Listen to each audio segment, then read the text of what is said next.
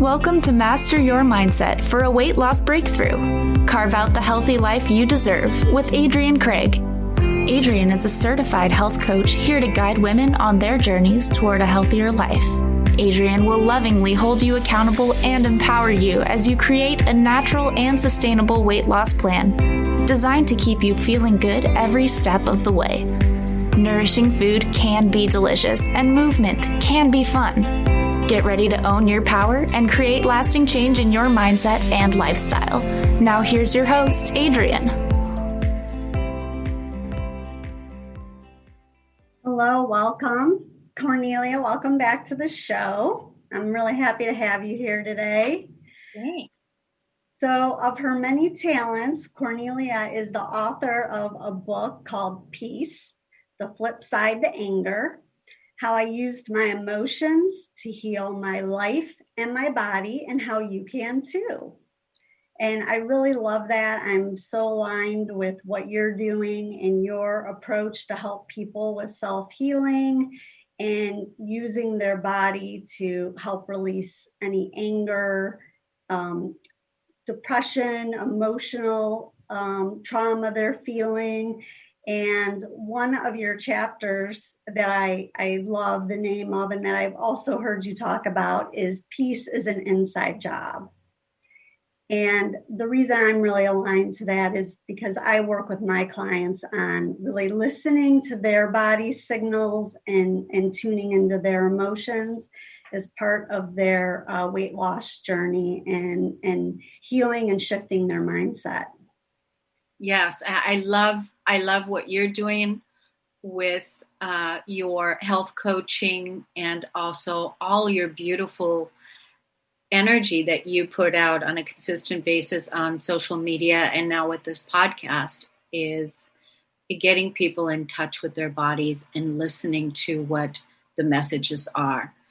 So that's one of the reasons why we're aligned. One, but there's many, many others, but it's an honor and a pleasure to be here with you today.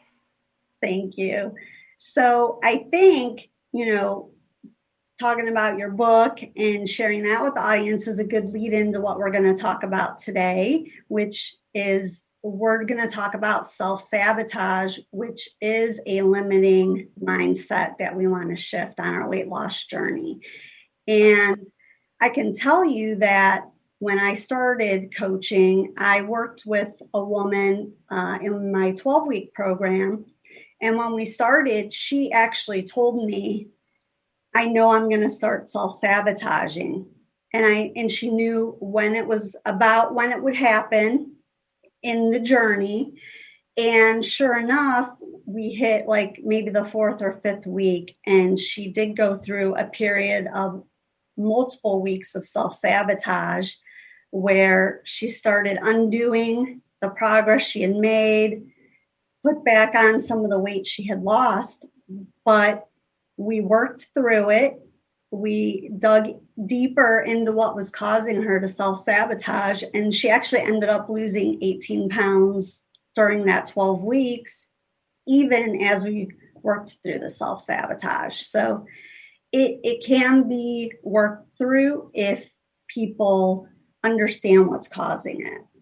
Yeah, and I think that's why this is such an important topic, because when you look at the whole self-sabotage piece, like, what is it? What is self-sabotage? Yeah, well, self-sabotage, pretty much that occurs when it creates problems in our daily lives and it interferes with our ability to achieve our goals. And it frequently comes up in weight loss. And it comes up oftentimes as procrastination. It can come up as emotional eating. It comes up as putting ourselves down if we feel we're not achieving this milestone or goal within our weight loss journey that we need to achieve. And it even, just negative self-talk. Yeah, that's why, again, I think this is an important key topic, because even self-sabotage, you're bringing the awareness to weight loss and how we take care of our bodies, but self-sabotage, leads into so many other areas too, our success and our relationships, self-sabotaging anything that,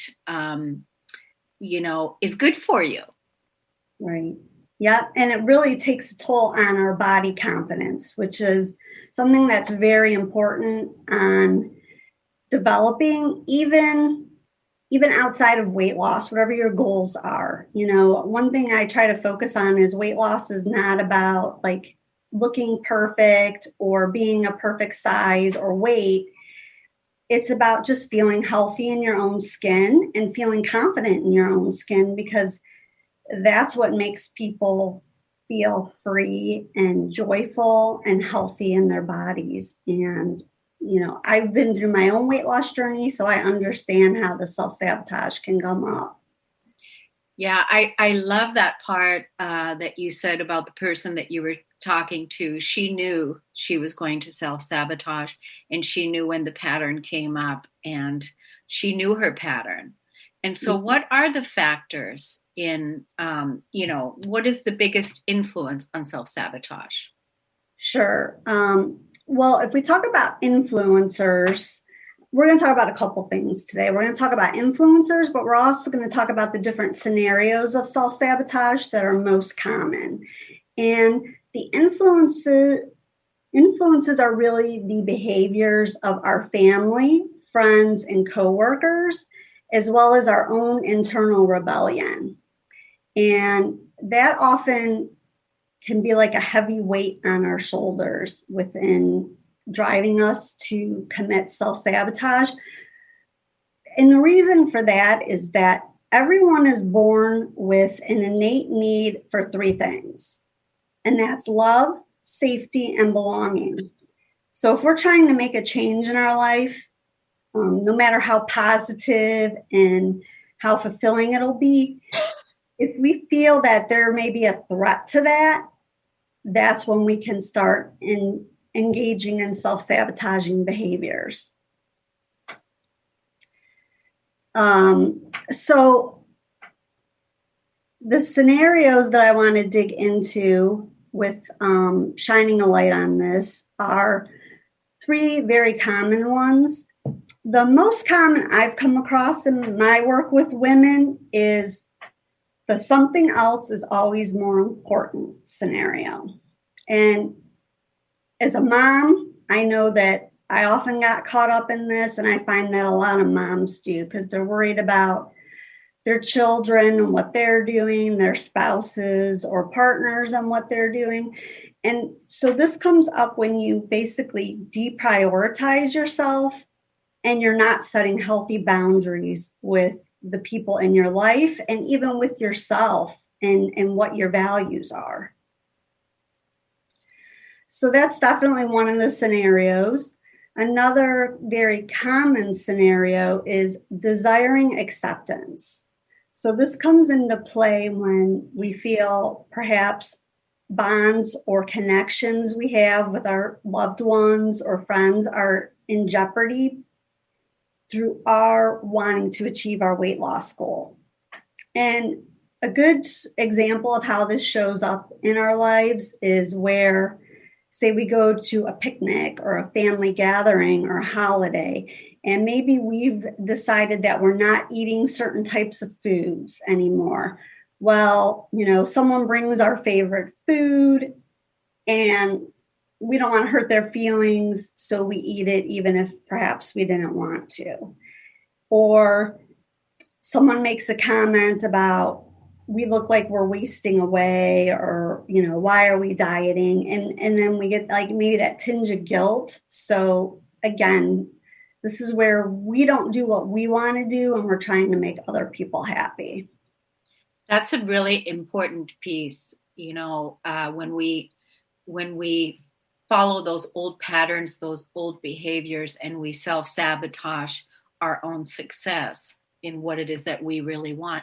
And I feel like, even right now, with COVID and everything that we're faced with, all the different challenges, so many different things that, I'm sure many people are using self-sabotage right now, which is why it's so great that you're bringing this out in conversation as Oh, as a coping mechanism, even, wouldn't you say?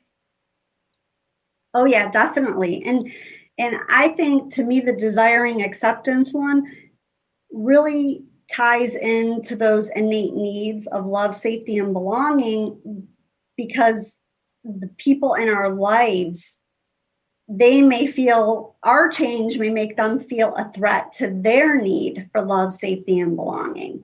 And they may not intentionally, but unconsciously try to sabotage our efforts as well to maintain the bonds and connections. So it can really come from either side. I've heard women, particularly if they have sisters and maybe their sisters struggle with weight as well.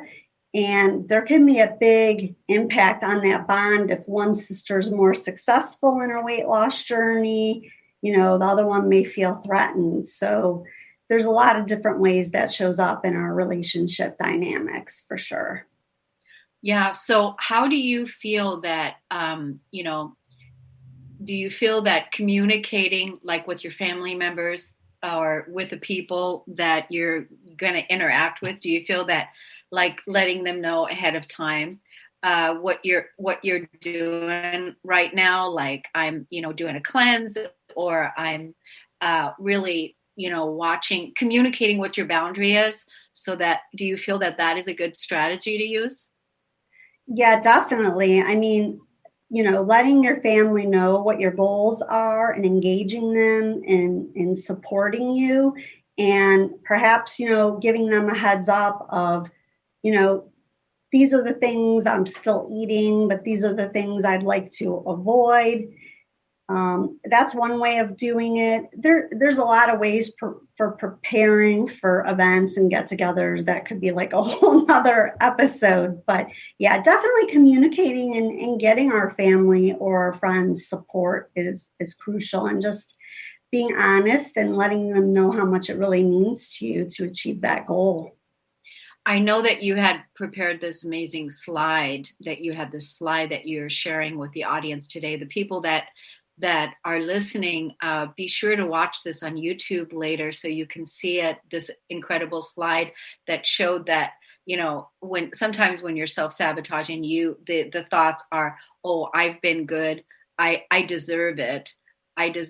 Or, right now, a good self-sabotaging, when I say good, I mean justification. Sabotage could be, we haven't been socially connected. We haven't felt socially connected. So I'm going to go, because people use food to connect. Definitely. And thank you for leading us into the third scenario, which is that I've been good, I deserve a little extra. And that's really based around a reward punishment system. And the danger or problem there is we often get caught up in good behaviors and bad behaviors. And that's where we get into self-punishment and negative self-talk. This can actually, people may sabotage on their weight loss journey because they get caught up in this. And that's why I don't believe in depriving yourself or doing things that are going to cause you resentment, and not ever indulging in foods you enjoy, because that's how you get caught up in that good, bad reward punishment system. If you're very rigid and regimented. Now, obviously, some people need to do some restriction for health reasons. But if that's not something you're medically required to do, I encourage people to still eat foods they enjoy. There's a lot of ways to work so that you can portion better what you're enjoying, or you're just consciously acknowledging that you want to have this and you give yourself permission to do it so you won't beat yourself up later. And I think a lot of this has also come from all the pressure we put around ourselves with foods, labeling them good or bad, healthy or unhealthy, clean or not clean. Again, we want to eat whole foods, plant-based foods, the things that nourish us and give us energy. but we don't want to ever enjoy and have something indulgent that's more, a dessert or a treat. So I like to look at it very holistically in that way. So we don't get caught up in that. Yeah. And I think that, having you as a health coach is such a wise personal investment, and also a health investment that you're making for your health, because setting up new patterns, having somebody that coaches you, helps you through it, and also holds you accountable to your goals and what's important to you so that you can extend your life force energy, is a real important piece. And especially nowadays with so many different diets and all the different confusing things that are out there to choose, that having a person to support you is really important. Yeah, definitely. And I find, as a coach and myself personally, because I also work with coaches. I mean, I believe in it. I am one and I work with them myself. But it's interesting that oftentimes the people we love the most, we can't be the most truthful and honest with. And sometimes it's easier to tell someone who isn't, intimately connected with us. We can admit more and work on more with them, most likely because they're objective and unbiased. They're not personally invested in our life and our well-being in the sense of perhaps having an agenda on where they think we should be as well, all in our own best interest. Everyone has an idea of what we should be doing, or, what's going to be the best thing for us, out of their love and connection to us. So, yeah, that definitely comes into play. So I do know that you're taking clients now. How can people get a hold of you, and where can they find out more information about what it is that you're offering them? Yeah, so you can definitely get in touch with me through my website, which is lifecanyon.com. And in fact, if you want to connect with me on my website this week and email me, I will actually send you a mini guide workbook on stopping self-sabotage. Because again, even if people know they're engaging in it, they often don't dig deeper into their patterns and what's causing it. So they don't really know how to shift it and open up their mindset to overcome it. I also do a free Facebook group called Transformational Weight Loss Breakthrough, and we just did a 21-day body confidence challenge in that group. So I'm out there on social media. I'm offering resources on Facebook and LinkedIn, as well as through my website. That's really awesome. I chime in with you occasionally there on Facebook, and also see you on Instagram. And that's why I know these amazing, incredible support tools and great questions that you invite the person to consider, to become more body conscious, to become more body aware. And the physical body, it houses our spirit, and it is, it's important that we take really good care of it. So I love the work that you're doing, Adrienne, and I really think it's awesome that you brought up the self-sabotage piece. It's a big piece. It is a big piece. I feel like I could talk about it for hours. And, if you wouldn't mind sharing, I'm curious, is there one of the three scenarios that has come up for you in your life, one or more of them that's come up, or one that maybe is or was most common in your life that you still work through? It is still a continuous process, because, we're always redefining ourselves. So I can definitely relate to the self-sabotage program, and where I, didn't want to hurt someone's feelings with, once I had made a decision I was going to do something and didn't want to hurt someone's feelings, I can relate to that part. Mm-hmm. And, that's why I was asking you is, the strategy of communicating to the people, your people ahead of time. how that's serving. I also found with self-sabotage that sometimes I found when I looked deeper, that there was a part even that was resistant to the goodness, the success, the drinking more water, those things. So definitely. How about you? Yeah, for me, I would say, they've all come into play at one time or another. I would say for me, most common was the something else is always more important, especially being a mom and all those, things you're thinking about and trying to keep track of for your kids. And then when I first started trying to lose weight during the 4 years where I actually put 35 pounds on, I would go up and down during that time I was trying to lose weight. But I was a lot of times restricting and depriving myself. So I would get caught up in that whole, I've been good, I deserve a little treat or a little cheat. And then all of a sudden, you just get carried away. I think this is when it shows up for people as they give up on losing weight because they're like, I've already failed so many times, I'm never going to succeed. Or, can't have what I want.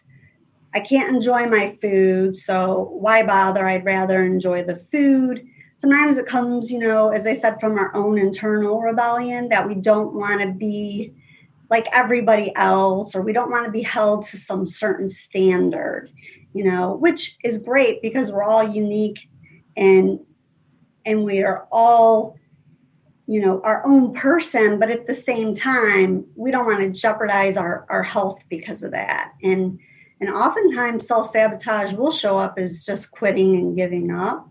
But as you mentioned, and this is the thing people don't always understand. So I want to re-stress this because what you said is so important.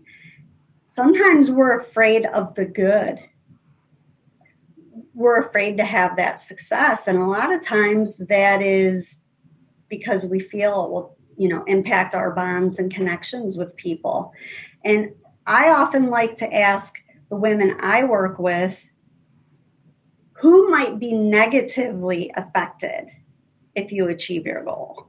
Because most people don't think about it if they have that thought in their mind that might be holding them back. But then to flip that and shift it, who might benefit if you achieve your goal? So that's good. Important ways to look at it. Yeah, the flip side. I love that. That's wonderful. Very good nuggets. Thank you for that. Thank you. You're welcome. And, the last thing I guess I'd like to just take a minute to talk about is how do you overcome self-sabotage, or how do you start working through it? And that's really by identifying the behaviors, understanding your patterns, understanding that internal rebellion, and finding fun and healthy ways that aren't self-destructive to rebel and nourish yourself. And, just even talk to someone you can trust, overcoming that isolation if you're feeling alone. I say everybody just contact you and let's get some work done, and let's get a session and let's get it done. I think we're out of time, Adrienne. So let's tell the audience again how they can find you. Sure. You can find me at lifecanyon.com. You can find me on Facebook, Instagram, and LinkedIn. And I encourage you to join me back here on these podcasts on the second and fourth Friday of the month, so you can carve out the healthy life you deserve. At the end of this month, we will be experimenting and trying out live studio audiences. So if you're interested in that, the first time we'll do that is February 26th. Awesome. Thanks. Thanks for having me on the show. Thanks, everybody. Bye. Thank you for listening to Master Your Mindset for a Weight Loss Breakthrough. Tune in next time for more groundbreaking insights to help you shift your mindset so you can achieve your goals and feel amazing in your body. Adrienne is here to support and inspire you on your weight loss journey. You don't need to do this alone. For more information about Adrienne or to work with her personally, visit lifecanyon.com. Views expressed on this program are those of the host, guests, and callers, and do not necessarily reflect the views of the station, its management, or advertisers. You're listening to Transformation Talk Radio.